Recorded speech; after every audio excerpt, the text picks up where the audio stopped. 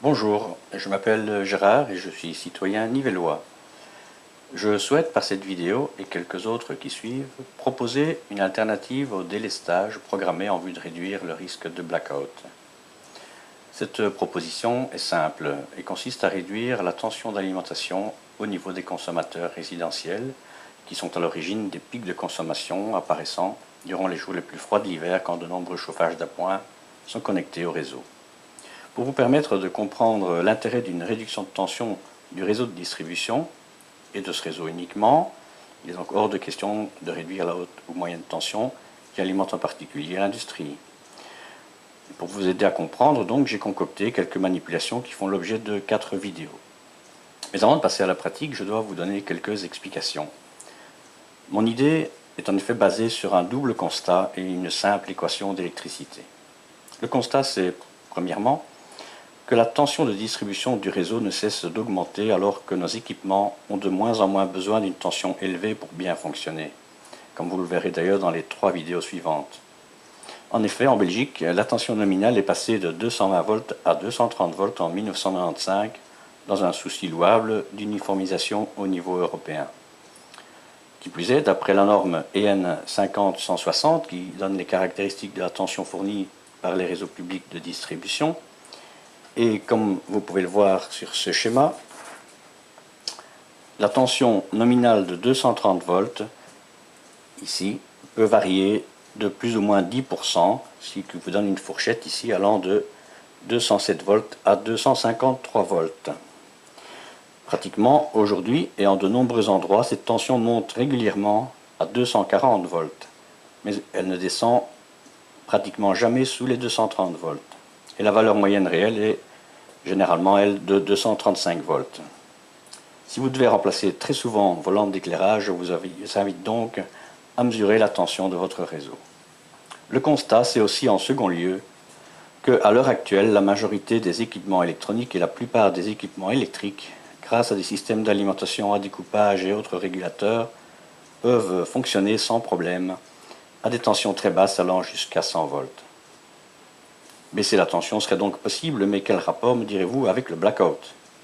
Et c'est ici qu'apparaît une simple équation que beaucoup comprendront directement. La puissance consommée est en effet le produit de la tension appliquée et du courant qui circule dans les fils. P égale donc U fois I. Et du fait que le courant diminue également quand la tension diminue, la réduction de la puissance consommée, c'est-à-dire l'énergie électrique, diminue beaucoup plus. Théoriquement, en réduisant la tension de 10%, de 235 volts à 211 volts par exemple, on obtient une réduction de consommation de 19% lorsque la charge est résistive. De même, en réduisant à 200 volts, on peut ainsi obtenir une réduction de 28%.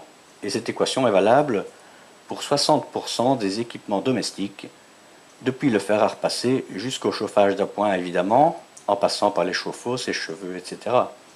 Bref, tous les équipements résistifs, c'est-à-dire équipés de résistance chauffante.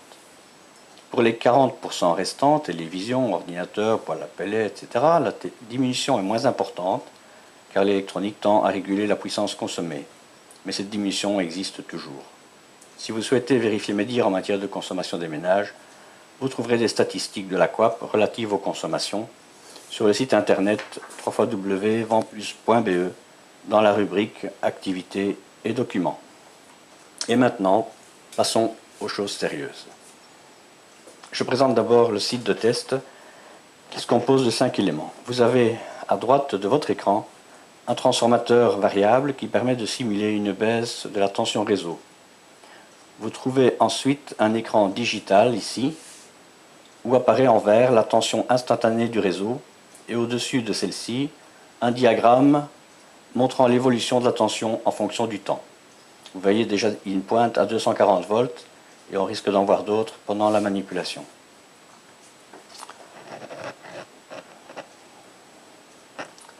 Il y a ensuite 2 grands cadrans analogiques où vous pourrez lire les paramètres de l'équation PUI. La tension U est à gauche et le courant ici est à droite. Il est à 0 bien entendu puisque la charge n'est pas connectée pour l'instant. Le repère ici vous permet sur le voltmètre de voir la tension réelle étant donné que j'utilise un calibre 300 pour un cadran qui va de 0 à 6, donc il faut faire une petite règle de 3.